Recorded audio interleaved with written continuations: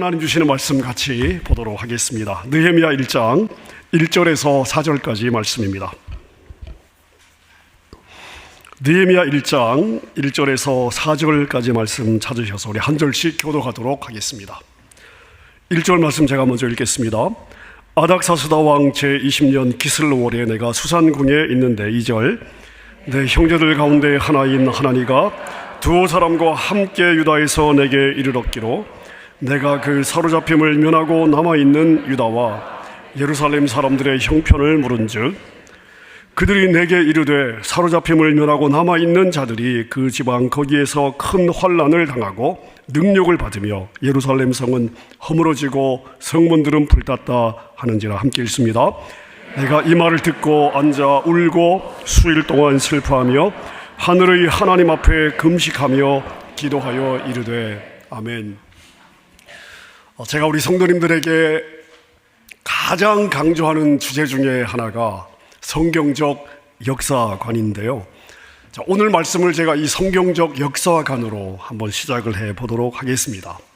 성경적 역사관이 무엇입니까? 말의 의미는 성경은 지금 이 역사를 어떤 관점으로 보고 있는가, 성경은 도대체 이 역사를 어떤 눈으로 보고 있는가, 이게 바로 성경적 역사관입니다. 자, 이해를 쉽게 하기 위해서 불교의 역사관은 무엇이냐? 윤회입니다. 불교는 역사를 어떻게 보고 있느냐? 시작이 없어요. 끝이 없습니다. 그냥 돌고 도는 것으로 보고 있습니다. 자, 그러니까 불교 역사관에 의하면 우리의 역사는 시작이 없어요. 끝도 없습니다. 하지만 성경은 그렇게 말하고 있지 않습니다. 오늘 우리가 살고 있는 이 역사는 하나님이 천지를 창조하심으로 시작이 된 역사고요. 하나님이 이 역사를 이끌어 오고 계실 뿐만 아니라 이 역사는 요한계시록까지 가면 새하늘과 새 땅으로 연결이 되고 있습니다. 자, 그러니까 우리가 살고 있는 이 역사는 윤회와 같이 시작도 없어요, 끝이 없어요, 그냥 아무런 방향도 없이 흘러가는 것이 아니라 새하늘과 새 땅이라고 하는 그 끝을 향해서 하나님이 이끌어 가고 있는 것이죠. 자, 끝이 있다는 것은 방향성이 있다는 것이고, 방향성이 있다는 것은 역사가 어떤 목적을, 분명한 목적을 가지고 흘러가고 있음을 말해주고 있습니다. 자, 그럼 역사는, 여러분, 우리가 다 역사의 한 점에 태어나서 사라지는 거예요. 점 하나 찍고 사라지는 거예요. 자, 그런데 이 역사가 어떤 목적을 가지고 흘러가고 있을까요? 자, 역사의 주인 되신 하나님은 이 역사를 도대체 어떤 목적을 가지고 이끌어가고 있으실까요? 자, 성경이 바로 이 부분에 대해서 이야기해 주고 있습니다. 자, 하나님이 이 천지를 만드실 때 완벽한 땅이었습니다마는 아담과 하와의 불순종으로 죄가 들어오면서 모든 것이 다 망가져 버렸습니다. 자, 이게 창세기 3장의 기록이죠. 자, 창세기 4장부터 요한계시록 새하늘과 새 땅 연결될 때까지 이 역사는, 성경이 우리에게 보여주고 있는 이 역사는, 하나님의 역사는 회복의 역사입니다. 하나님은 망가진 세상을 버려두지 않으시고 조금씩 회복시켜 오고 있습니다.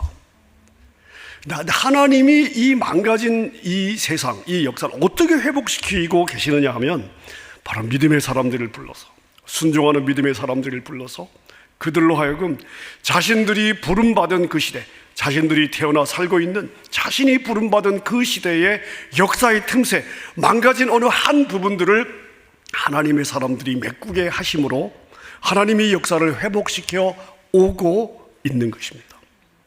자, 이게 지난 역사예요. 성경에 기록된 모든 우리 신앙의 선배들은 자신이 살았던 역사의 한 시점에서 하나님이 자기에게 보여주신 그 망가진 틈새를 메꾸었던 사람들입니다. 여러분, 그래서 오늘 저와 여러분이 여기까지, 이 자리까지 오게 된 것이죠. 그래서 바울 사도가 에베소 성도들을 위해서 기도하면서 1장 18절에 보면 이렇게 기도하고 있습니다. 하나님께서 너희의 마음의 눈을 밝히사 너희를 향한 부르심의 소망이 무엇인지 보게 하시기를 원하노라. 여러분, 하나님이 우리를 하나님의 자녀로 부르실 때 각 사람에게 하나님이 기대하시는 소망이 다 있어요. 목적 없이 부르지 않았습니다. 그런데 대부분의 성도들은 하나님이 나를 왜 부르셨는지 관심이 없어요. 그냥 눈앞에 있는 세상의 것만 보면서 살아가고 있습니다. 마지막 날에 후회만 남는 것이죠.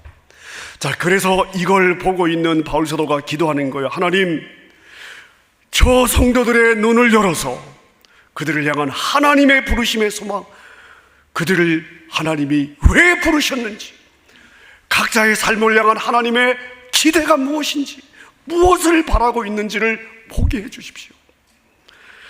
바울 사도가 에베소 성도들을 위해서 이 기도를 했다면 이것은 우리를 위한 기도이기도 하고 이것이 또한 우리의 기도의 제목이 되어야 되는 것입니다. 자, 자신의 부르심의 소망을 깨닫고 살았던 많은 신앙의 선배 가운데 제가 가장 좋아하는 선배가 느헤미야입니다. 제가 가장 좋아하는 성경의 인물이기도 하고 제 삶에 가장 많은 영향을 주고 있는 믿음의 선배이기도 합니다. 느헤미야는 자기 시대의 역사의 틈새를 보았고 그 역사의 틈새를 자신의 몸을 던져 메꾸었던 그런 믿음의 사람이었습니다. 느헤미야는 예루살렘이 바벨론에 의해서 멸망을 당하고 많은 사람들이 바벨론에 포로로 끌려갔잖아요. 그 포로로 끌려간 사람들의 후손으로 바벨론이 멸망하고 난 뒤에 세워진 메데바사에서 살았던 사람입니다.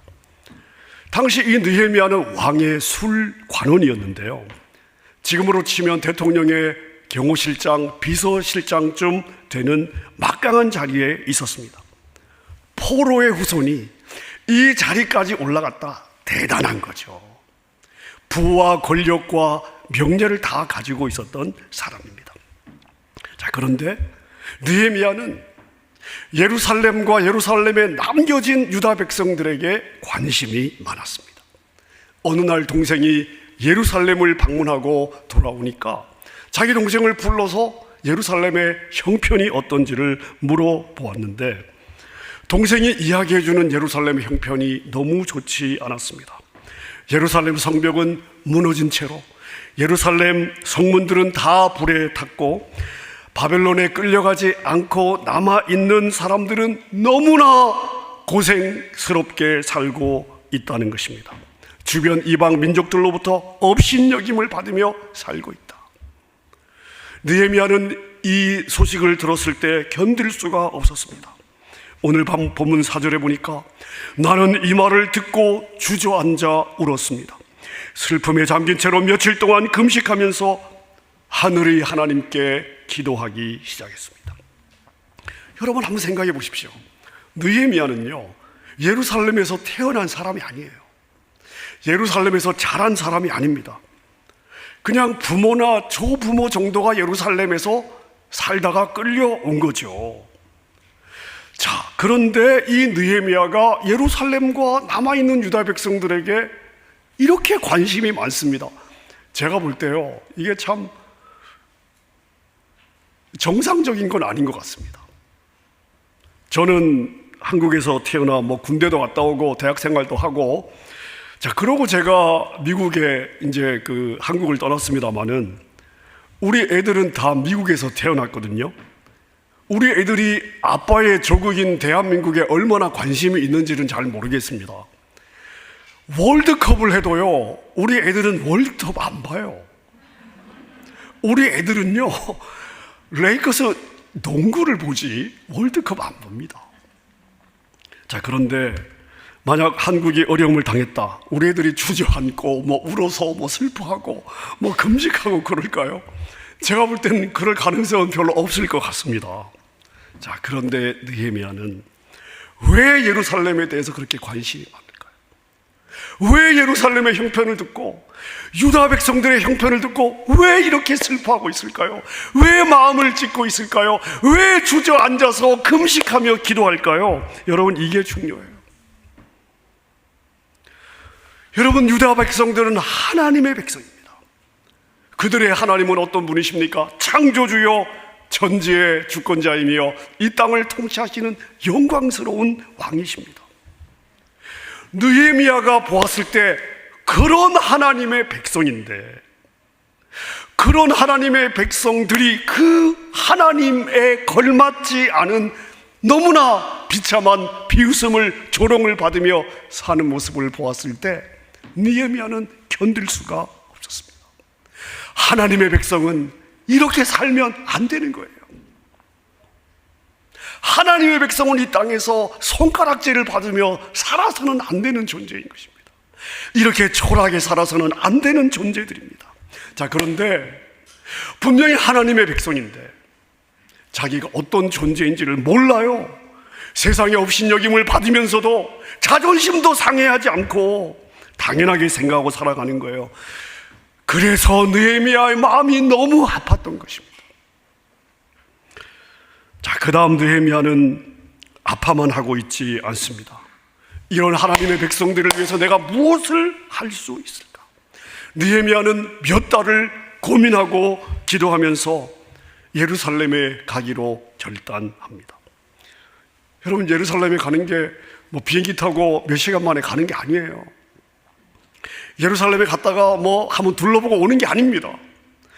내가 예루살렘으로 가기로 결단한다는 것은 그동안 내가 쌓아왔던 나의 커리어, 그 다음에 나의 부우, 나의 명예, 나의 위치, 이걸 다 내려놓는 것을 의미하는 것입니다.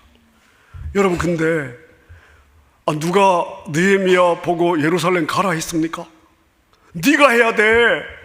이건 네가 할 일이야. 네가 가야 되는 거야. 여러분, 아무도 느헤미야에게 가라고 푸시한 적이 없어요. 아무도 등을 내밀지 않았습니다. 느헤미야 안에 있었던 하나님의 영광에 대한 절박함들이 느헤미야의 마음을 그렇게 몰아갔던 거죠. 느헤미야는 예루살렘 성벽을 재건하고 하나님의 백성이기 때문에 귀한 거예요. 그 하나님의 백성을 보호하고 그들의 명예를 회복하는 것이 곧 하나님의 명예를 회복하는 거라고 생각을 했기 때문에 그것을 자신이 감당해야 될 역사의 틈새로 받아들인 것입니다. 느헤미야는 자신의 눈에 이 역사의 틈새를 보았을 때 도망가지 않았습니다. 외면하지 않았습니다. 피하지 않았습니다. 오히려 두 손을 번쩍 들고 하나님, 나는 부족한 자입니다마는 주님이 나에게 이 부담을 주시면 제가 외면하지 않겠습니다. 힘 주십시오. 제가 한번 해보겠습니다. 이렇게 자원을 한 것입니다.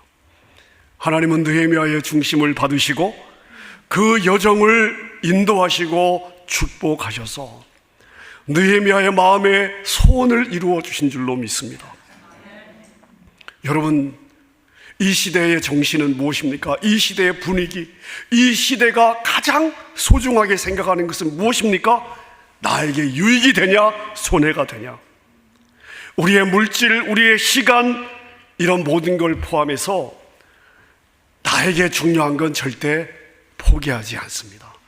그걸 포기하는 건 우리 시대 분위기에서는 미련한 자예요.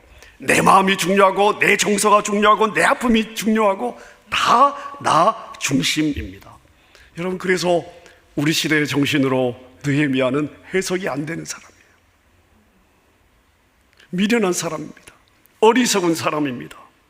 어떻게 보면 느헤미야는 부와 권력을 놓고 고생만 사서 한 사람 같습니다. 하지만 성경은 이 느헤미야의 삶을 기록해 둠으로써 하나님의 느헤미야의 이 헌신, 느헤미야의 이 희생, 무엇보다도 하나님의 영광을 향한 절절한 가슴으로 자신의 몸을 던졌던 느헤미야의 삶을 받았음을 증거하고 있습니다. 여러분, 저는 고등학교를 졸업하고 20대 초반을 많이 방황했습니다. 하나님이 저를 목회자로 부르셨지만 저는 정말 목사로 살고 싶지 않았습니다. 많이 방황했어요. 왜 방황했냐? 너무너무 하기 싫은데 꼭 시킬 것 같았거든요. 그러다가 저는 도망가는 마음으로 한국을 떠나서 저를 아는 사람이 아무도 없는 호주 시드니로 가게 되었습니다. 그 과정에서 하나님이 저를 꺾으시고 저의 불순종을 꺾으시고 저의 고집을 사정없이 꺾으셔서 시드니에서 이제 학부부터 늦은 나이에 신학을 시작하게 되었습니다. 처음에 호주교회를 다녔어요. 근데 아주 우연한 기회에 한인교회를 방문하면서 못 알아먹는 영어로 설교를 듣다가 알아먹는 한국말로 설교를 들으니까 제 영이 살 것 같았습니다.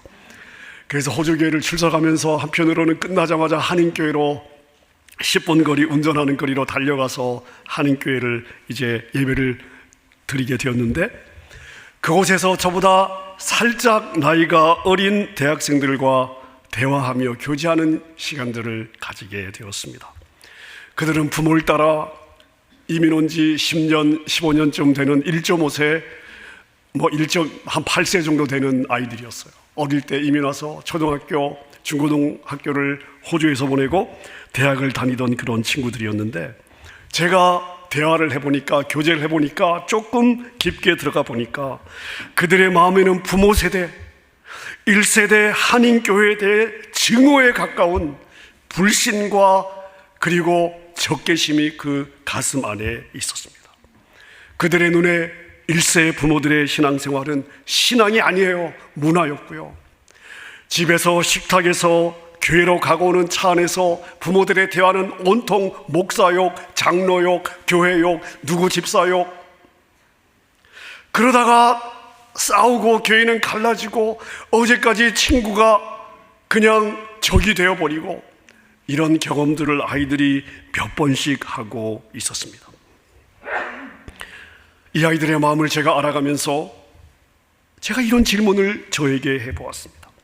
만약 이 아이들이 대학을 졸업하고 부모로부터 독립을 하게 되었을 때 과연 신앙생활을 할까? 과연 하나님께 붙어 있을까? 제가 이 질문을 아무리 해도 이 친구들이 대학을 졸업하고 독립하게 됐을 때 교회에 남아있을 것 같지 않았습니다. 이 일들이 저에게 조금씩 부담으로 다가오기 시작했는데, 여러분, 우리 민족을 한번 생각해 보십시오. 우리 민족은 교회 2000년 역사에 정말 하나님이 특별하게 사랑하신 민족입니다. 이 짧은 기간에 이토록 수많은 순교의 피를 하나님이 흘리게 하신 민족이 없어요. 그리고 이 짧은 기간 동안 수많은 하나님의 백성들을 이 땅에 만들어 주셨는데, 아니, 아무리 이민을 왔다 치더라도 한 세대가 가기 전에 이 세대가 다 하나님을 떠난다. 그게 눈에 보이는데요, 제 마음이 견딜 수가 없었습니다. 더군다나 다녔던 우리 신학교에서는 봄과 가을로 교수님과 학생들이 10명, 15명이 그룹이 되어서 시드니에서 10시간, 12시간 떨어진 호주 내륙 지역에 소위 국내 선교, 로컬 처치랑 연결해서 국내 선교를 일주일씩 봄, 가을에 갔는데, 그 교회뿐만 아니라 시드니에 있는 몇 교회를 제외하고 대부분의 교회들은 교회를 방문하면 여기 큰 석조 건물에 한 10명, 15명, 60대도 없어요. 70대 초반도 없어요. 젊은이는 아예 없어요. 그런 호주 교회의 모습과 그리고 한인교회 그 다음 세대의 모습이 오버랩이 되면서, 시간만 지나면 이렇게 되는 거 아닙니까? 시간만 지나면 단지 시간의 문제이죠. 이렇게 되는 거잖아요. 이것이 제 마음에 견딜 수 없는 위기의식으로 다가왔습니다. 당시 저는 오전에는 신학교에서 공부를 하고, 저녁 시간은 3시간 오피스에서 청소를 하고, 그리고 밤 12시부터 새벽 6시까지는 시드니 다운타운 옆에 차이나타운이 있습니다. 차이나타운에 많은 가게들이 있고, 그 다음에 푸드코트가 있어요. 그 가게들이 하루 종일 장사하면서 이 쓰레기들을 가게 앞에 이렇게 산더미처럼 갖다 놓으면, 저는 밤 12시부터 새벽 6시까지 세븐데이로 그 모든 쓰레기들을 덤프에 갖다가 버리고 앞을 다 청소해주는, 발이 보이지 않도록 뛰어다녀도 그 6시간 안에 그 일을 다 끝내기가 버거운 그러한 삶을 살고 있었습니다. 제 상황만을 보면 저는 이민교회를 걱정할 형편이 아니었어요. 다음 세대, 이건 저에게는, 제 형편을 보아서는 이건 저에게는 사치스러운 고민이었습니다. 하지만 이 위기의식이 제 머릿속을 떠나지 않았습니다. 그래서 마음이 너무 힘들고 마음이 너무 괴롭고 견딜 수가 없고, 그렇게 분주하게 일을 하면서 제 머릿속에는 그 다음 세대 하나님의 나라는 도대체 어떻게 될까? 이 걱정이 제 가슴 속으로 밀려오는데, 제가 생존의 문제가 제 걱정이 아니었습니다. 제가 이런 마음을 끌어안고 주님 앞에 기도하기 시작했는데, 하나님, 제가 제 걱정을 할 처지, 여러분, 제가 남 걱정을 할 처지가 아니지 않습니까? 근데 왜 이것이 이렇게 부담이 됩니까? 주님, 제가 무엇을 할 수 있겠습니까? 저는 내일 과연 내가 생존할지도 개런티가 안 되는 하루하루를 살고 있는데 제가 무엇을 할 수 있겠습니까? 이렇게 기도할 때 하나님이 저에게 이렇게 물어보셨습니다. 느헤미야가 이 상황에 있다면 어떻게 했겠느냐? 여러분, 저는 중학교 3학년 때 느헤미야를 만난 이후로 제 삶의 고민마다 이런 질문을 했거든요. 느헤미야라면 어떻게 했을까? 이게 제 삶의 기준, 결정의 판단 근거가 된 때가 많습니다. 근데 바로 그때 주님이 저에게 훅 하고 들어오시는 거예요. 느헤미야라면 과연 이 상황에서 어떻게 하겠느냐? 여러분, 제가 여기서 고꾸라졌습니다. 몇몇 뜻이 맞는 사람들과 함께 토요일 저녁에 원하는 젊은 대학생들과 말씀 훈련을 시작을 했습니다. 그것이 제 생애 첫 번째 사역이 되었습니다. 교회가 저를 전도사로 부른 것이 아니고, 제가 아이들을 모아서 말씀 훈련을 시작했기 때문에 저는 전도사란 타이틀도 없었고 아무런 사례가 없었습니다. 그 아이들을 섬기기 위해서 일을 더해서 사역비를 마련해야만 했습니다. 당시 방학에는 기숙사에서 나와야 했고, 저는 돈을 내고 하숙을 할 수 있는 형편이 아니었습니다. 방학 때마다 건설 현장에 가서 15시간, 17시간 노가다를 하고, 저녁마다 교회 문을 열고 들어와서 이 강단 앞에 슬리핑백을 깔고 수많은 밤을 지내곤 했는데요. 그때마다 종일 노가다를 하고 몸은 천근 만근 움직일 수 없을 정도로 뼈마디가 쑤시고 아픈데 잠을 재우지 않고 다음 세대를 위해서 기도를 시키셨어요. 수많은 밤을 이 강단 앞에 엎드려서 기도를 시키셨습니다. 왜 그렇게 제 눈에서 눈물을 빼는지 울고 싶지 않아요. 근데 눈물이 쏟아지는데 아무리 제가 저를 봐도 이해가 안 되게끔 눈물이 나왔습니다. 아마 제가 7년 동안 시드니에서 다음 세대를 위해 흘린 눈물이 아마 몇 바켓은 될 것 같습니다. 저도 이해가 안 가요. 근데 그렇게 하나님의 마음을 저에게 주셔가지고 그 눈물을 쏟으면서 다음 세대를 위해서 기도를 하게 하셨습니다. 하나님, 다음 세대를 어떻게 살릴 수 있겠습니까? 지혜를 주십시오. 제가 무엇을 해야 되는지 알려주시면 하나님, 제가 순종하겠습니다. 그때 저에게 주셨던 마음이 바로 학교 사역과 MT에서 다음 세대 목회자 양육에 대한 부담입니다. 시드니에서 공부하던 이 7년 동안 저는 수많은 밤을 이 부담을 놓고 기도했고, 이것이 우리 이민 세대가 감당해야 될, 메꿔야 될 역사의 틈새라는 것을 알게 되었습니다. 여러분, 우리는 남의 나라 와서 이민자로 살고 있습니다. 그래서 생존에 대한 부담이 훨씬 크고, 이 땅에서 아이들이 살아낼 그런 자녀들로 만들어내야 되는 자녀 교육에 대한 부담이 훨씬 더 많습니다. 하지만 여러분, 자녀 교육의 핵심은 좋은 대학에 보내는 게 아니에요. 예수 그리스도가 저들의 주가 되게 하시는 것, 이거보다 더 중요한 건 없습니다. 제가 지난 35년 동안 본 이민교회는 너무나 많은 연약함과 한계를 가지고 있습니다. 먼저 우리 1세대 부모들은요, 자녀들과 언어가 달라요. 문화가 다릅니다. 우리 애들이 한국 사람처럼 생겼다고 여러분 우리라고 생각하시면 안 돼요.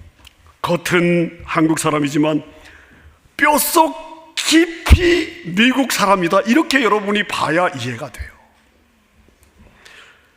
그래서 1세 부모가 아무리 마음이 있어도 현실적으로 자녀들을 신앙교육을 제대로 감당하는 것은 제가 본 35년의 이민 가정들을 보았을 때 쉽지 않습니다. 고민한 거예요. 이 부분을 교회가 감당해야 되는구나, 이렇게 저는 생각을 한 것입니다. 이 부분을 교회가 감당해야 되는구나. 자, 근데 여러분, 그 교회라는 것이 무엇입니까? 이 부분을 교회가 감당해야 되는구나라고 생각을 했는데, 여러분, 그 교회라는 게 도대체 뭐예요? 건물이에요? 담임 목사예요? 도대체 그 교회가 무엇입니까? 저는 이것이 우리 자녀 세대들을 영적으로 지도하는 그 세대의 목회자라고 본 거예요. 결국은 목회자가, 우리 자녀 세대의 목회자가 자기 세대를 책임져야 되는 거예요. 그럼 우리 세대는 무엇을 해야 됩니까? 우리 자녀 세대, 그들을 영적으로 깨워줄 수 있는 목회자를 우리 세대가 키워 놓는 거죠. 양육해 놓는 거죠. 이게 우리 세대의 책임이죠. 이게 제가 생각하는 MTS예요. 그 목회자를 어떻게 키워야 됩니까? 여러분, 그래도 저는 남들이 보았을 때 그래도 괜찮은 그러한 신학교에서 10년을 제가 공부를 했는데요, 목회자는 신학교에서 만들어지지 않습니다. 목회자는 어느 신학교에서 어느 교수 밑에서 공부했냐, 여러분, 이게 목회하고 거의 상관이 없습니다. 목회를 잘하는 분들을 보시면요, 어떤 교회에서 자랐냐, 자라면서 그 교회에서 어떤 하나님을 경험했냐, 어떤 목회자에게서 훈련을 받았냐, 무엇을 보고 자랐느냐, 이게 그 사람의 목회를 만드는 거예요. 교회가 목회자를 키워야 된다. 이게 제가 생각하는 MTS의 개념입니다. 자, 이 부분은 제가 나중에 또 기회가 있을 때 말씀을 드리겠습니다. 제가 다음 세대를 생각하면서 생각했던 두 가지, 하나는 MTS, 그 다음에 학교 사역입니다. 사람은 지식으로 사는 게 아니죠. 많은 지식을 가졌다고 잘 살아내는 것이 아닙니다. 여러분, 돈이 많다고 잘 살아내는 것이 아니에요. 학벌이 좋다고 잘 살아내는 게 아닙니다. 이 사람이 어떤 생각을 하고 사느냐, 이 사람의 의식이 무엇이냐, 어떤 의식을 가지고 있느냐, 어떤 정신을 가지고 있느냐, 어떤 세계관을 가지고 살아가느냐, 이게 한 사람의 삶의 방향을 결정하고 내용을 결정하고 삶의 질을 결정하는 거예요. 자, 그런데 세상의 학교를 보십시오. 지식은 주죠, 정신을 가르치지는 않습니다. 그 지식을 어떤 관점으로 해석해서 자기의 삶에 적용해야 되는지는 가르치지 않습니다. 지혜와 지식의 근본 되시는 하나님에 대해서는 가르치지 않습니다. 여러분, 더군다나 우리 이 캘리포니아주를 보십시오. 반기독교 교육의 선봉에 서 있습니다. 우리 아이들은 그런 교육을 월요일부터 금요일까지 아침부터 늦은 오후까지 받고 있습니다. 교회 교육을 생각해 보십시오. 기껏해야 일주일에 한 번이에요. 한두 시간. 여러분, 지금 우리는요, 게임이 안 되는 게임을 지금 하고 있는 것입니다. 그래서 학교 사역을 해야 말씀과 기독교 세계관으로 무장된 자녀들을 키울 수 있다. 그래서 학교 사역을 생각하게 된 것입니다. 여러분, 다음 세대의 신앙 계승은 너무나 절박한 문제이기 때문에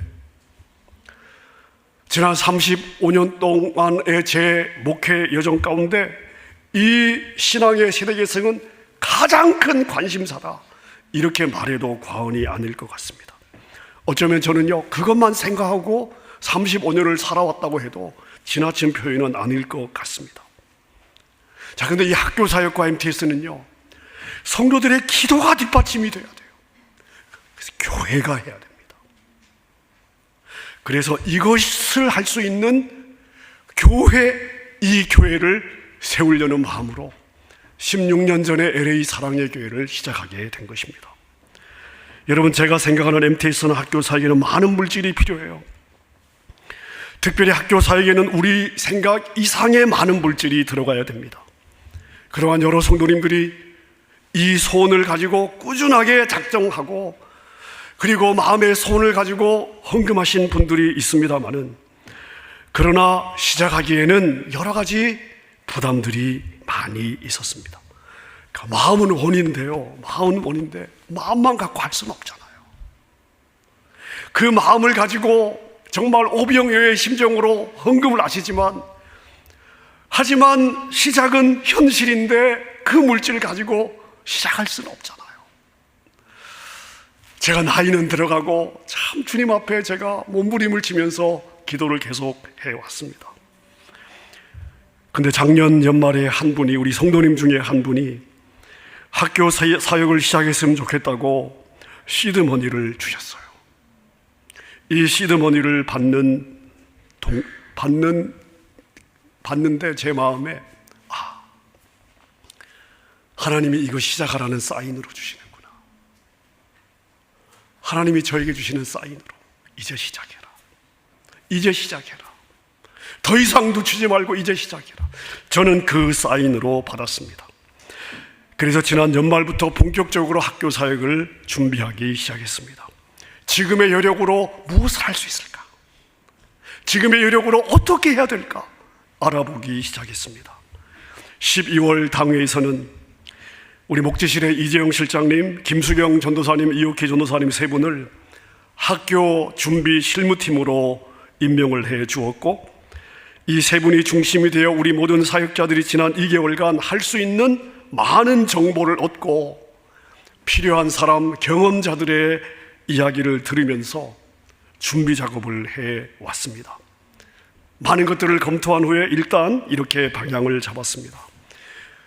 자, 우리 학교 사역은요, 세상의 학문도 어느 학교 못지않게 가르쳐야 되고 그 다음에 신앙교육을 해야 되는데, 지금 이 두 개를 동시에 할 수 있는 학교를 세우기에는 우리의 여력 가지고는 쉽지 않습니다. 장소, 인력, 재정 등을 고려했을 때 더 많은 자원이 필요하고 준비할 수 있는 시간이 필요합니다. 자, 그런데 하나님이 지금 시작하라는 사인을 이렇게 주셨는데 어떻게 해야 되냐? 그래서 일단 우리 아이들의 세상 학문은 현재 다니고 있는 학교에서 배우게 하고, 우리는 우리 아이들의 신앙교육에 집중할 수 있는 그런 그 구조로 학교를 한번 일단 시작하고 그 다음 준비하자. 그래서 이번 여름부터 저희 교회가 서머스쿨과 가을에는 애프터스쿨, 이걸 시작하려고 준비를 시작을 했습니다. 이 과정은 앞으로 본격적인 학교 사역을 위한 준비 과정이 될 것입니다. 주변에 보면 많은 서머스쿨이 있습니다마는 우리도 그 서머스쿨과 마찬가지로 영어와 수학과 여러 가지 다양한 프로그램을 저희가 준비를 하고 있습니다. 하지만 기존의 다른 서머스쿨에 비해서 우리는 두 가지에 더 초점을 두려고 합니다. 첫째는 신앙교육이에요. 신앙교육. 자, 그럼 신앙교육을 어떻게 할 것이냐? 저는 지금까지 계속 학교 사역을 생각하면서 세 가지를 제가 염두에 두어 왔습니다.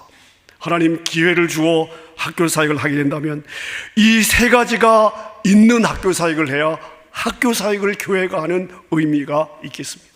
세 가지를 제가 늘 염두에 두고 지금까지 기도해 왔는데, 첫 번째는 성경교육입니다. 성경교육을 어떻게 할 것이냐? 저는 우리 교회가 하고 있는 성경방, 신구약 성경방을 우리 자녀들에게 적용하는 것이 베스트 웨이라고 생각을 합니다. 자, 그래서 지금 한국과 이민교회 여러 교회가 연합해서 우리가 하고 있는 이 성경방을 자녀들에게 적용하는 에즈마야, 에즈라, 느헤미야, 에즈마야 이 사역을 준비해 오고 있는데요, 이것을 우리 자녀들에게 적용하려고 준비하고 있습니다. 1월 중에 에즈마야 후보생들을 받았고 자원을 받았고요, 이들을 대상으로 이제 성경방이 시작이 되고 7월 달에는 이들을 데리고 한국과 이민교회 중에 이 에즈마야 사역을 하는 우리 에즈마야 후보생들이 한국에서 모여서 특별 컨퍼런스와 또한 훈련을 받습니다. 제가 소원하기는 우리 이 자녀들 중에 영어로 다음 세대 성경방을 하는 정강이 나오면 베스트, 그 목적을 향해 저희가 준비를 시작을 했습니다. 신앙교육의 첫 번째 말씀 교육, 또 하나는 제 마음에 소원하는 게 있습니다. 하나님, 우리 자녀들이 성령을 체험해야 되겠습니다. 말씀을 지식으로만 아는 것이 아니라 하나님을, 성령님을 통해 인격적으로 경험을 해야, 지식이 아니라 경험을 해야 말씀이 내 안에서 해석이 되거든요. 어떻게 이것을 접목할까? 하여간 고민하면서 지금 준비를 하고 있고요. 또 하나 신앙교육의 핵심은 기독교 세계관, 성경적 세계관입니다. 자신들이 세상에서 아무리 많은 지식을 배워도 이것을 하나님의 눈으로, 성경의 관점으로 해석해낼 수 있어야 그게 생명이 되는 거예요. 그렇지 않으면 불신 세상의 지식이 하나님을 떠나게 만드는 거죠. 성경적 세계관을 심어주는 학교, 이 세 가지, 이 신앙교육의 이 세 가지 축이 될 것이고, 신앙교육과 더불어 초점을 두는 것이 바로 한글 교육입니다. 토요일마다 한글 학교가 있습니다마는 일주일에 한 번이잖아요. 우리 서머스쿨에서는 매일 한글 교육을 진행할 것입니다. 여러분, 일주일에 한 번 배우는 거 하고요, 매일 배우는 거 하고는 이건 비교가 되지 않습니다.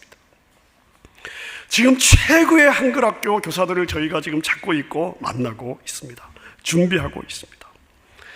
이러한 사역에 집중하기 위해서 다음 주부터 우리 차세대 모든 예배를 2부 예배 이 시간에 다 통합해서 드리고 2부 예배로 다 옮기고, 3부 예배 시간에는 초등부와 중등부, 고등부가 봄, 가을에 10주, 12주씩 집중적으로 우리 자녀들을 말씀으로 훈련하는 제자 훈련 사역을 주일마다 진행을 할 예정입니다.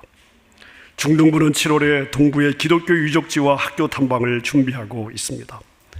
5월의 메모리얼 데이 위켄드에는 토요일부터 월요일까지 말리부의 해변이 보이는 페퍼다인 대학교에서 전교인 수양회를 계획하고 있습니다. 장소를 저희가 예약을 했고요.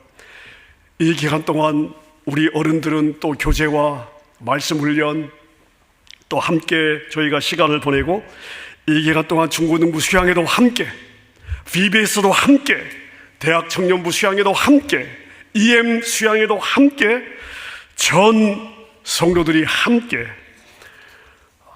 시간을 보내는 그러한 계획을 저희가 가지고 있습니다. 여러분, 메모리얼 위켄드 어디 나가시면 안 됩니다. 여러분, 페퍼다인 대학 말리부 정말 아름답습니다. 저희 사역자들이요 다 가서 저희가 각 부서별로 또 숙소 다 저희가 답사했는데, 여러분이 어느 곳에 휴가를 가셔도 정말 후회하지 않을 그러한 최고의 장소가 될 것으로 확신합니다. 사랑하는 여러분, 우리 앞에 놓인, 우리 세대 앞에 놓인 가장 중요한 역사의 틈새는 무엇일까? 저는 우리 자녀 세대라고 생각합니다. 누군가는 메꿔야 되는데, 여러분, 누가 메꾸겠습니까? 먼저 본 사람이 메꿔야 되는 거예요. 마음의 부담을 가진 사람이 메꿔야 되는 거예요. 여러분, 이것이 틈새인 줄을 깨달은 우리가 메꿔야 되는 것입니다. 이것이 저와 여러분을 향한 하나님의 부르심인 줄 믿습니다. 역사의 틈새를 메꾸는 일에는 우리의 헌신이 필요하고 희생이 필요합니다. 여러분, 예수님도 이 틈새를 메꾸기 위해서 하늘 영광 보좌 다 버리시고 이 땅에 죄인의 몸을 입고 오신 것이 아닙니까? 하지만 그것으로 끝난 것이 아니죠. 하나님은 예수님을 높이셨고, 하늘을 있는 자, 땅에 있는 자, 땅 아래 있는 자들로 예수님의 이름에 무릎을 꿇도록 예수님을 높여주셨습니다. 이것이 하나님이 일하시는 원리입니다. 하나님이 부르실 때 순종해야 되고, 하나님이 부담을 주실 때 순종해야 되는 거예요. 여러분, 그게 지혜로운 인생입니다. 인생 길지 않습니다. 주님 앞에 설 때 너는 너의 소명을 완수하고 왔느냐? 하나님, 소명이 뭐예요? 여러분, 이러고 우리가 하나님 앞에 서면 안 되지 않습니까? 하나님은 절대 거저 받으시는 분이 아니십니다. 반드시 갚으시되 넘치도록 갚으시고 채우시는 선하신 분인 줄로 믿습니다. 바울 사도가 이것을 우리에게 분명하게 말씀하고 있습니다. 갈라디아서 6장 7절부터 제가 한번 읽어보겠습니다. 스스로 속이지 말라. 하나님은 업신여김을 받지 아니하시나니 사람이 무엇으로 심든지 그대로 거두리라. 심지도 않고 거두기를 기대한다면 그건 스스로를 속이는 일이라는 것입니다. 하나님을 업신여기는 일이라는 거예요. 그건 하나님의 원리가 아니라는 것입니다. 8절 보십시오. 자기의 육체를 위하여 심는 자는 육체로부터 썩어질 것을 거두고 성령을 위하여 심는 자는 성령으로부터 영생을 거두리라. 여러분, 여러분의 시간과 여러분의 물질을 어디에 사용하고 있습니까? 여러분 자신만을 위해 쓰고 있지는 않습니까? 육체를 위하여 심는 자는 육체로부터 거두어요. 뭘 거둬요? 썩어질 것을 거두는 거예요. 하지만 성령을 위하여 성령님 주시는 마음을 따라 성령을 위하여 심는 자는 성령님의 열매를 거둬요. 9절입니다. 우리가 선을 행하되 낙심하지 말지니 포기하지 아니하면 때가 이름에 거두리라. 여러분, 저와 여러분들은요, 이 역사의 틈새를 메꾸는 게 운명입니다. 여러분, 저도 원하지 않았어요. 생각도 없었어요. 하나님 저를 시드니로 옮기셔서 저를 그렇게 굴리면서 그걸 보게 안 하셨다면 저는 개념이 없이 아마 저도 살았을 것 같습니다. 저의 선택이 아니에요. 하나님이 그 마음을 저에게 풀어주신 거고요. 저는 그 마음을 거부할 수 없어서 그냥 받은 거예요.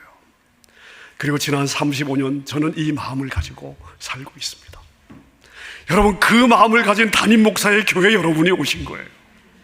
여러분도 초이스가 없어요. 우리가 같이 해야 되는 것입니다. 여러분, 우리가 이 일을 주님 앞에서 감당하고 우리 다음 세대, 우리 자녀들의 세대에 예수 그리스도가 저들의 영광스러운 주님으로 심장 속에서 살아 숨쉬게 하고 그리스도의 보혈이 저들의 심장을 박동치게 만들면, 여러분, 그러면 우리 사명 다 하는 것입니다. 그리고 우리가 주님 앞에 서야 되는 거예요. 그리고 우리가 주님 앞에 서야 되는 것입니다. 그래야 우리가 부끄럽지 않은 거예요. 아멘입니까? 여러분, 주님이 우리에게 보여주신, 맡겨주신 이 역사의 틈새를 메꾸고 그리고 주님 앞에 서서 승리의 멸류관 다 받는 저와 여러분 다 되시기를 주님의 이름으로 축원합니다. 우리 함께 찬양하겠습니다. 우리 오늘 눈물로 한 알의 씨앗을 심습니다. 여러분, 우리가 심는 건 한 알의 씨앗이에요. 한 알의 씨앗. 하지만 하나님은 그 씨앗을 보호하시고 키워주시고 하나님의 열매를 거두십니다. 이 찬양 우리 주님 앞에 올려드리도록 하겠습니다.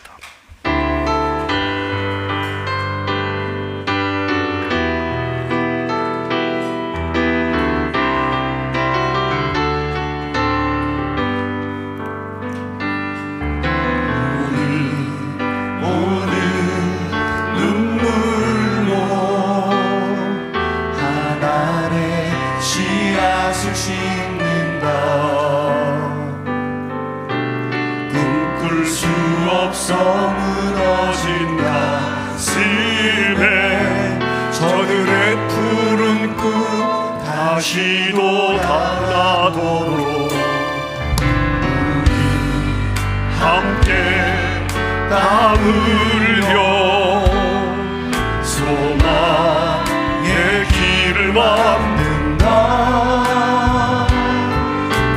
내일로 가는 길을 찾지 못해도 저들 노래하며 달려갈 그 길, 그날에 우리 보리라. 새벽 이슬 같은 저들 일어나 뜨거운 가슴 사랑의 손으로 이 땅 치유하며 행진할 때 오래 황폐하였던 이 땅 어디서나 순결한 복들 일어나고 푸른